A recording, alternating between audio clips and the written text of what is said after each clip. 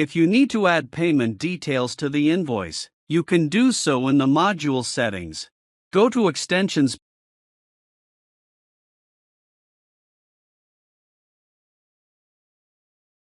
Payments, and select the Invoice Order module.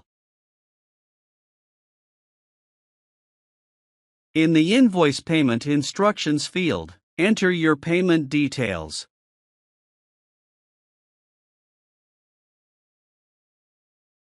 You can also use the Invoice Prefix field to add a prefix, such as the current year. This prefix will be displayed in the invoice number.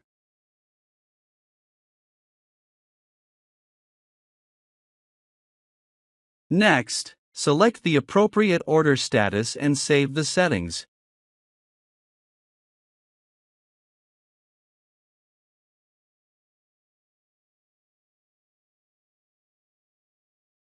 Now proceed to the checkout page. Choose the payment method and click Confirm Order.